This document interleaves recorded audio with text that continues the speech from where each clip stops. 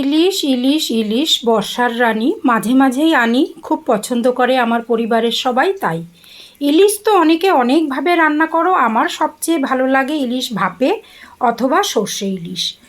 তো যাই হোক, আজকে একটা অন্য ইলিশ রান্না করে দেখাবো তোমাদেরকে। ইলিশটা যেটা বলে রাখি সেটা হচ্ছে, এটা আমার শাশুড়ি মায়ের রেসিপি। তো এই রেসিপিটা আমি সত্যি জানতাম না, বাপের বাড়িতে কখনো খাইনি, অন্যরকমভাবে রান্না হয়। সর্ষে ইলিশটা তো সবার ঘরে হয়, আমার বাপের বাড়িতে আবার কাঁচকলা ইলিশটা খুব রান্না হতো, সেটা আমার শ্বশুরবাড়ি একদিনও হয় না। কিন্তু এরা আবার দেখতাম ইলিশটা, আমার শাশুড়ি একটা পাতলা ঝোল বানাতেন, মানে কি ভাত বেড়ে দিয়ে মাছ রান্না হতে একদম সময়ই লাগতো না, চটপট করে। তো সেই রান্নাটা আমি শিখে নিয়েছিলাম। তো খারাপ লাগে না, এখন খেতে খেতে অভ্যস্ত হয়ে গেছি, কারণ সর্ষে পোস্ত এগুলো তো সবসময় খাওয়া একদম ঠিক না, গ্যাসের ব্যাপার থাকে, পেটের ব্যাপার থাকে। এর জন্য দেখলাম এই পাতলা ঝোলটা যখন আমার পরিবারের সবাই পছন্দ করে, তো করেই ফেলি। বিষয়টা হচ্ছে এই কুমড়ো ইলিশ।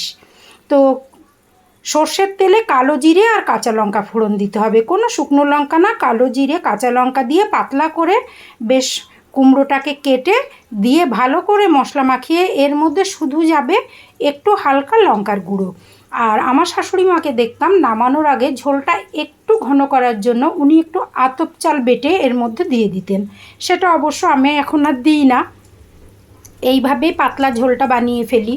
তো এই আমার মেয়েকে কিন্তু আজও আমি কুমড়ো ইলিশ খাওয়াতে পারলাম না।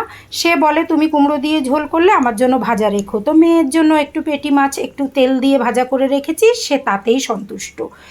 এইবার এই ইলিশটাকে আমি, ঝোলটা তো ওদিকে ফুটে উঠবে, ফুটে উঠলে মাছটা দিয়ে দেবো, কেন কি মাছটা খুব হালকা ভেজেছি দেখেছো। ডিপ ফ্রাই কিন্তু ইলিশ করলে তার যে অরিজিনাল টেস্ট ভাজাতে যেটা লাগে ঝোলে সেটা আসবে না।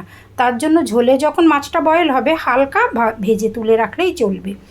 আচ্ছা, তোমরা কে কে কুমড়ো ইলিশ খেয়েছো আমাকে একটু জানিও তো। অবশ্যই ইলিশ এমন একটা জিনিস, সেটা তুমি যা দিয়ে বানাও, কিছু নেই তো ভেজে খাও, ভাজা তো আমার খুব ভালো লাগে। সেটা কুমড়ো দিয়েই করো, আর বেগুন দিয়েই করো, কাঁচকলা দিয়ে করো, সর্ষে দিয়ে করো, পোস্ত দিয়ে করো, ফাটাফাটি। মানে ইলিশ হলে আমার বাড়িতে আর কারোর কিছু চাই না। তো এভাবে আমি ইলিশটা একদম আমার কর্তামশায়ের, তার মায়ের হাতের রান্নার মতো করার কিছুটা চেষ্টা করলাম, কারণ মায়ের হাতের স্বাদ তো আমি দিতে পারবো না, সেটা তো মায়ের হাতের ভালোবাসা মেশানো। তো সেই রেসিপিটা বউয়ের হাত দিয়ে রান্না করে রেডি করে ফেললাম আমার কর্তামশায়ের জন্য। তো আমার এই রেসিপিটা যদি তোমরা কেউ খাও, খেয়ে থাকো আমাকে জানিও। যারা আজও খাওনি একটু বানিয়ে খেও, চটজলদি রান্নাটা হয়ে যায়, আর বেশ পাতলা ঝোলের মধ্যে একটা ইলিশের গন্ধ চলে যায়, যেহেতু অন্য কোনো মশলা ঝোলটার মধ্যে দেয়া নেই। ভালোই লাগে, খারাপ লাগে না। স্রেফ দেবে, আবারও বলছি, কালো জিরে কাঁচা লঙ্কা, আর কিন্তু কিচ্ছু না। তো আমার কর্তামশায়ের জন্য একদম বেড়ে ফেললাম ইলিশটা, সঙ্গে ভাতও রেডি করে দিলাম, জানি উনি খুব খুশি হবেন।